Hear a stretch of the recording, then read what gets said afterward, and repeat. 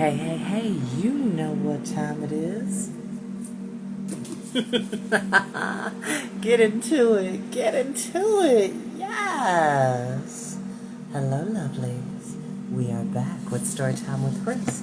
Like I always say, you don't have to watch these videos when they go live. You're more than welcome to watch them in your downtime, nap time, max relax and chillaxing time, between time, mean time, scheme time, study time, break time, CP time, anytime. Just want to hear a highly animated voice bring you wonderful stories of magic, fantasy, science fiction, adventure, and many, many more between. Y'all, I don't know what that was, but I had to get rid of it real quick. I think it was some tissue paper from earlier. And don't mind my scarf, because I got my edges laid down. I didn't even think that was possible, because my hair is really curly. But when this scarf come off, I'm going to take a picture and I'll post it. But we didn't come to you about hair products. We came to you about a story, darling. I hope everybody's having a good day. It's Tuesday. Taco Tuesday. Taco Tuesday. Taco Tuesday. Taco Tuesday. But I'm not having tacos today. I'm going to do some fried tilapia with some Mexican rice. And a salad with some Thousand Island dressing. But if my favorite food truck was open, then I could go Taco Tuesday, Taco Tuesday. But enough of my blather. Let's continue with Baudelaire orphans were left off, having disguised themselves as freaks for the House of Freaks for Madame Lulu's Carnival. So, let's go ahead and get into it.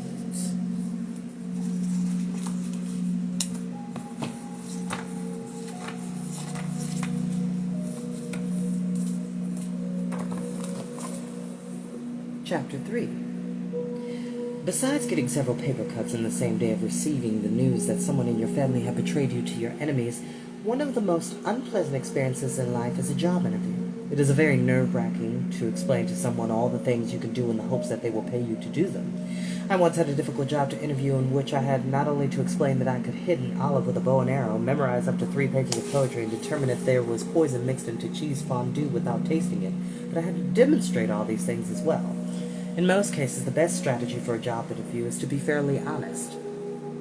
Because the worst thing that can happen is that you won't get the job and will spend the rest of your life foraging for food in the wilderness and seeking shelter underneath a tree or the awning of a bowling alley that has gone out of business.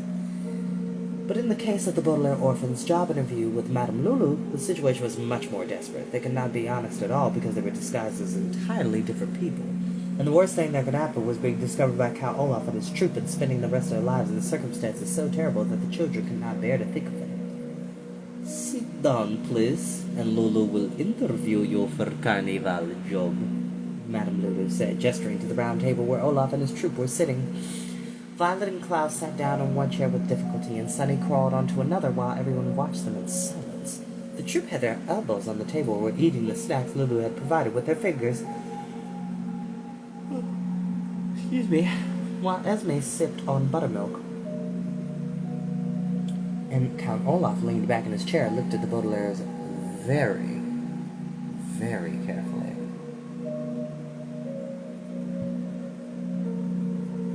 It seems to me you look very familiar, he said. Perhaps you've seen before the freaks, my Olaf, Lulu said. What are the names of the freaks? My name is Beverly, Violet said in her low, disguised voice, inventing a name as quickly as she could invent an ironing board. And this is my other head, Elliot. Olaf reached across the table to shake hands, and Violet and Klaus had to stop for a moment to figure out whose arm was sticking out of the right-hand sleeve.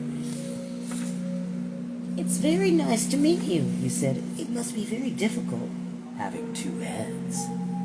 Oh, yes, Klaus said as high as a voice as he commanded. You can't imagine how troublesome it is to find clothing.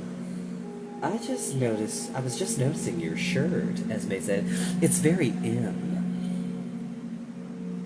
Just because we're freaks, Violet said, doesn't mean we don't care about fashion. How about eating, Count Olaf said, his eyes shining brightly. Do you have trouble eating? Well, Klaus said, but before he could go on, Olaf grabbed a long ear of corn from a platter on the table and held it out toward the two children. Let's see how much trouble you have, he snarled, as his henchman began to giggle. Eat this ear of corn, you two-headed freak. Yes, Madame Lulu agreed. It is best way to see if you could work in Carnival. Eat corn, eat corn. Violet and Klaus looked at one another and then reached out one hand to each other to take the corn from Olaf and hold it awkwardly in front of their mouths.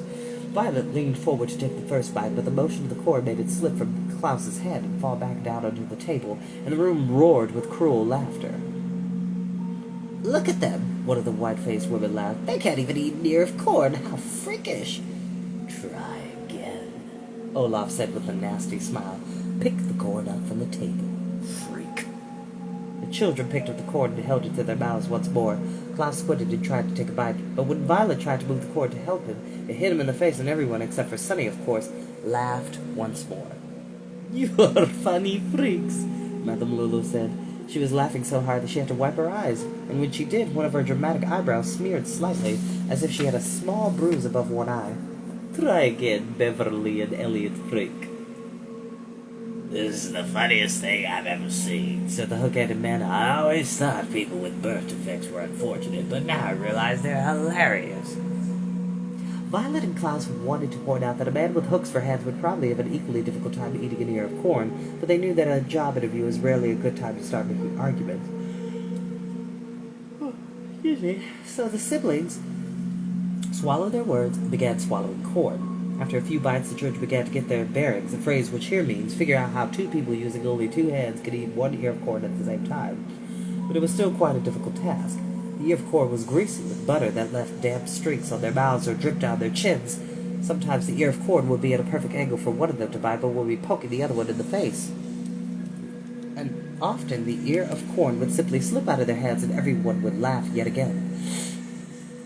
This is more funny than kidnapping, said the bald associate of Olaf's, who was shaking with laughter. Lulu, this freak will have people coming from miles around to watch, and all it will cost you is an ear of corn. It is true, please, Madame Lulu agreed, and looked down at Violet and Klaus. The crowd loves sloppy eating, she said. You are hired for House of Freaks show. How about that other one? Esme asked, giggling and wiping buttermilk from her upper lip. What is that freak? Some sort of living scarf? Shabo, Sunny said to her siblings. She meant something like, I know this is humiliating, but at least our disguises are working. But Violet was quick to disguise her translation. This is Chabo, the wolf baby, she said in her low voice. Her mother was a hunter when she fell in love with a handsome wolf, and this is their poor child. I didn't even know that was possible, said the hook-headed man. Sunny growled. Must be funny to watch her eat corn, too, said the bald man. And he grabbed another ear of corn and waved it at the youngest Baudelaire. Here, Chabo, have an ear of corn. Sunny opened her mouth wide, but when the bald man saw the tips of her teeth poking out through the beard, he yanked his hand back in fear. Yikes, he said. That freak is vicious. She's still a bit wild, Klaus said, still speaking as high as he could. In fact, we got all those horrible scars from teasing her. Sunny growled again in a bit of piece of silverware to demonstrate how wild she was. Chabo will be excellent Carnival attraction, Madame Lulu pronounced. People are always lacking of violence, please. You are hired too, Chabo. Hired. My D needs to come down as I try to use this accent, which is kind of a... That's another conversation for another day. And it all... Her accent is purposeful, and it will make sense later in the story, so bear with me. Just keep her away from me, Esme said. A wolf baby like that would probably ruin my outfit. Sunny growled. Come now, freaky people, Madame Lulu said. Madame Lulu will show you the caravan. Please, where you will do the sleeping. We'll stay here and have more wine, Count Olaf said. Congratulations on the new freaks, Lulu. I knew you'd have good luck with me around. Everyone does, Esme said, and kissed Olaf on the cheek. Madame Lulu scowled and led the children out of her caravan and into the night. Follow me, freaks, please, she said. You will be living, please, in Freaks' caravan. You will share with other freaks. This is Hugo, Colette, and Kevin, all freaks. Every day will be House of Freak show. Beverly and Elliot will be eating of corn, please. Chavo, you will be the taking of audience, please. Are there any other freaky questions? Will we be paid? Klaus asked. He was thinking that having some money might help the Baudelaires if they learned the answers to their questions and had an opportunity to get away from the carnival. No, Madame Lulu said. Madame Lulu will be giving no money to the freaks, please. If you are a freak, you are lucky that someone will give you work. Look at man with hooks on hands. He is grateful to do the working for Count Olaf, even though Olaf will not be giving him of the Baudelaire fortune. Count Olaf? Violet asked, pretending that her worst enemy was a complete stranger. Isn't that the man with the one eyebrow? That is Olaf, Lulu said. He is brilliant man, but do not be saying the wrong things to him, please. Madame Lulu always says you must always give people what they want. So always tell Olaf he is brilliant man. Well, remember that, Klaus said. Good, please, Madame Lulu said. Now here is Freak Caravan. Welcome, freaks, to your new home. The fortune teller had stopped at a caravan with the word freaks painted on it in large, sloppy letters. The letters were smeared and dripping in several places as if the paint was still wet, but the word was so faded that the Baudelaires knew the caravan had been labeled many years ago. Next to the caravan was a shabby tent with several holes in it and a sign reading, Welcome to the House of Freaks. With a small drawing of a girl with 3 eyes, Madame Lulu strode past the sign to knock on the caravan's wooden door. Freaks, Madame Lulu called. Please wake up, please. No freaks are here for you to say hello. Just a minute, Madame Lulu, called a voice from behind the door. Not just a minute, please, Madame Lulu said. Now I am the boss of the caravan. The door swung open to reveal a sleepy-looking man with a hunchback, a word which here means back with a hump near the shoulder, giving the person a somewhat irregular appearance. He was wearing a pair of pajamas that were ripped at the shoulder to make room for his hunchback and holding a small candle to help him see in the dark. I know you are the boss, Madame Lulu, the man said, but it's the middle of the night. Don't you want your freaks to be well rested? Madame Lulu does not particularly care about sleep of freaks, Lulu said haughtily. Please be telling the new freaks what to do for a show tomorrow. The freak with 2 heads will be eating corn, please, and the little wolf freak will be attacking audience. Violence and sleepy eating, the man said inside. I guess the crowd will like that. Of course crowd will like, Lulu said, and then the Carnival will get much money. And then maybe you'll pay us, the man asked. Fat chance, please, Madame Lulu replied. Good night, freaks. Good night, Madame Lulu, replied Violet, who would have rather been called a proper name, even if it was one she invented, than simply Freak. But the fortune teller walked away without looking back. The Baudelaires stood in the doorway of the caravan for a moment, watching Lulu disappear into the night before looking up the man and introducing themselves a bit more properly. My name is Beverly, Violet said. My second head is named Elliot, and this is Chavo, the wolf baby. Growled Sonny. I'm Hugo, the man said. It'll be nice to have new co-workers. Come on inside the caravan. I will introduce you to the others. Still finding it awkward to walk, Violet and Klaus followed Hugo inside, and Sunny followed her siblings, preferring to crawl rather than walk, because it made her seem more wolf. The caravan was small, but the children could see by the light of Hugo's candle that it was tidy and clean. There was a small wooden table in the center with a set of dominoes stacked up in the center, and several chairs grouped together. In one corner was a rack with clothing hung on it, including a long row of identical coats and a large mirror so you could comb your hair and make sure you looked presentable. There was a small stove for cooking meals with a few pots and pans stacked alongside it, with a few potted plants lined up near the window so they would get enough sunlight. Violet would have liked to add a small workbench she could use while inventing things. Klaus would have been pleased to be squinting at some bookshelves, and Sunny would have preferred to see a stack of raw carrots or other foods that are pleasant to bite. But otherwise, the caravan looked like a cozy place to live. The only thing that seemed to be missing was some place to sleep. But as Hugo walked farther into the room, the children saw that there were 3 hammocks, which are long, wide pieces of cloth used for beds, hanging from places on the walls. One hammock was empty. The Baudelaires supposed that is where Hugo slept. But in another they could see a tall, skinny woman with curly hair squinting down at them, and the third was a man with a very wrinkled face who was still asleep.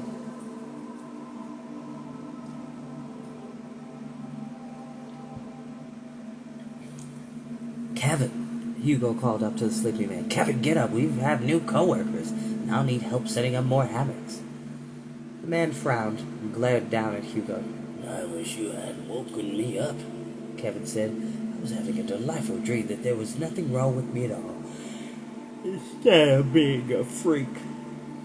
The Baudelaires took a good look at Kevin as he lowered himself to the floor, when unable to see anything the least bit freakyish about him, but he stared at the Baudelaires as if he had seen a ghost. My word, he said, you two have had it as bad as I do. Try to be polite, Kevin, Hugo said. This is Beverly and Elliot, and there on the floor is Chabo the wolf baby. Wolf baby? Kevin repeated, shaking Violet and Klaus' shared right hand. Is she dangerous? She doesn't like to be teased, Violet said. I don't like to be teased either, Kevin said and hung his head. But wherever I go, I hear people whispering, there goes Kevin, the ambidextrous freak. Ambidextrous? Klaus said. Doesn't that mean you're both right-handed and left-handed? So you've heard of me, Klaus said. Is that why you traveled out here to the hinterlands? So you could stare at somebody who could write his name with either his left hand or his right? No, Klaus said. I just know the word ambidextrous from a book I read. I had a feeling you'd be smart, Hugo said. After all, you've twice as many brains as most people. I only have one brain, Kevin said sadly. One brain, 2 ambidextrous arms, and 2 ambidextrous legs. What a freak. It's better than being a hunchback, Hugo said. Your hands may be freaky, but you have absolutely normal shoulders. What good are normal shoulders, Kevin said, when you're attached to hands that are equally good at using a knife and fork? Oh, Kevin, the woman said, and climbed down from her hammock to give him a pat on the head. I know it's depressing being so freakish, but try and look at it on the bright side. At least you're better off than me. She turned to the children and gave them a shy smile. My name is Colette, she said, and if you're going to laugh at me, I prefer you to do it now and get it over with. The Baudelaires looked at Colette and then at one another. Enough, Suddy said, which meant something like, I don't see anything freakish about you either, but even if I did, I wouldn't laugh at you because it wouldn't be polite, which is true. It is not polite, children, to laugh at people who have an aspect about their bodies that they cannot help. I'm not going to mention any names, but I had a beautiful friend who unfortunately was caught in a fire when she was 12 and was very heavily burned, and she had the option to get skin reconstructive surgery, which she did do it, but she never wore makeup to cover her scars, ever. And I'm telling you, like her whole face, arms, legs, and she would wear skirts and shorts and pants and short sleeves and never was embarrassed. Never. And then she later graduated from college and she was in the top 10 of our class. And a very sweet soul. I haven't spoken to her in a hot minute, but you never know what people go through. You should never make fun of somebody for an aspect about themselves that they can't help, whether it's their skin color, whether it's a birth defect, whether it is a seen or unseen disability, be it mental or physical.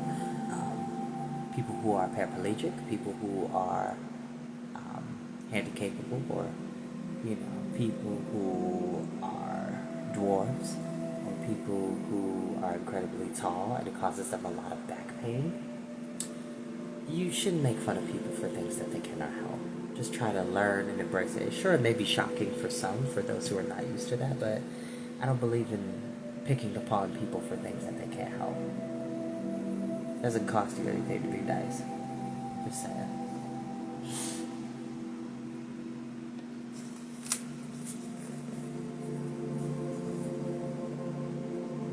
I bet that's some sort of wolf laugh, Colette said, but I don't blame Chabo for laughing at a contortionist.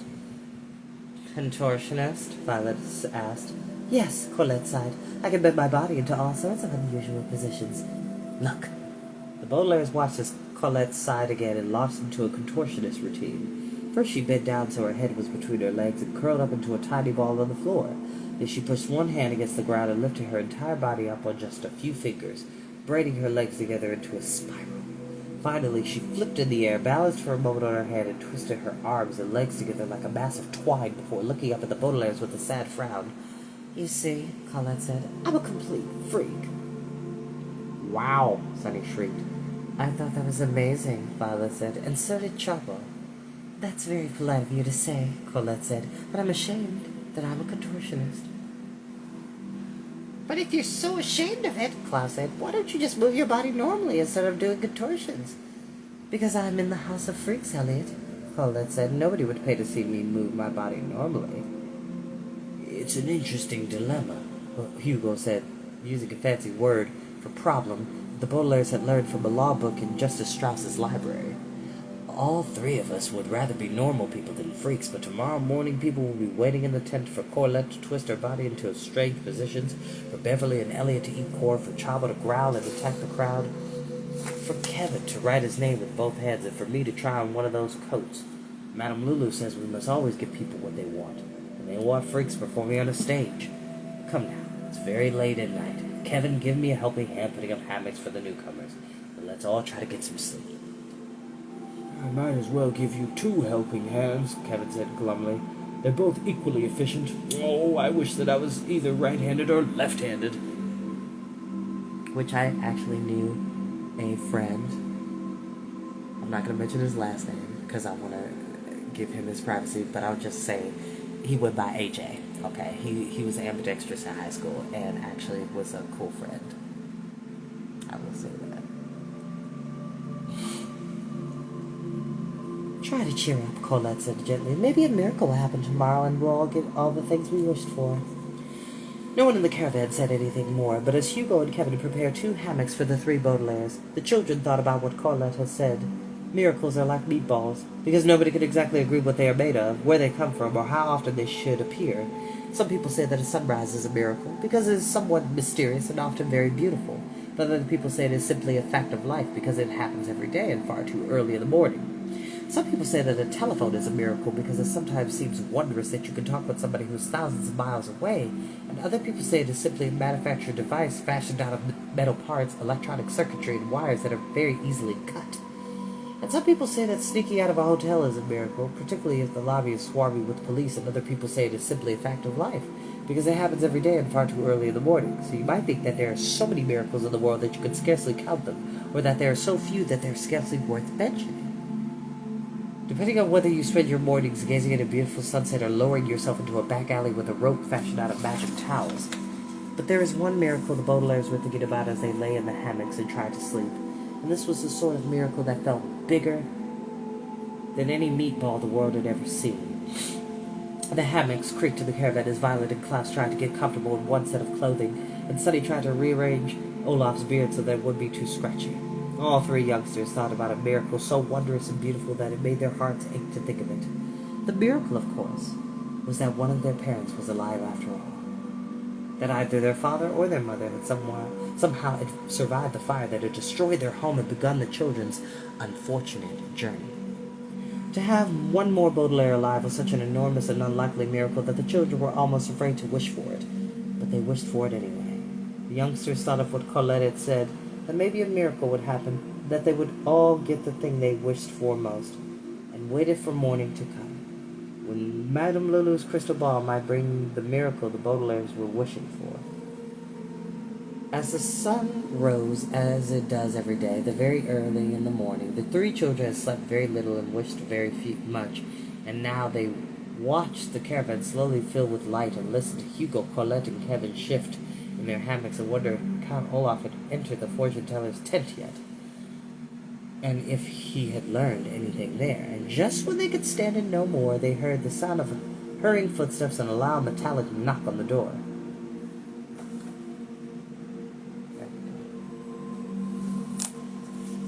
"Wake up! Wake up!" came the voice of the hook-handed man. But before I write down what he said, I must tell you that there is one more similarity between a miracle and a meatball. It is said that they both might appear to be one thing, but turn out to be another. It happened to me once at a cafeteria when it turned out there was a small camera hidden in the lunch I received, and it happened to Violet, Klaus, and Sunny. Now, although it was quite some time before they learned what the hook-handed man said turned out to be something different from what they had thought when they had heard him outside the door of the Freaks caravan. "Wake up!" the hook-handed man said again and pounded on the door. "Wake up and hurry up! I'm in a very bad mood and I have no time for your nonsense. It's a very busy day at the Carnival. Madame Lulu and Count Olaf are running errands. I'm in charge of the House of Freaks.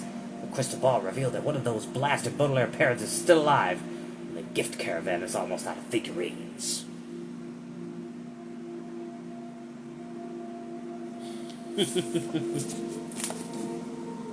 And that is where we are going to end for today.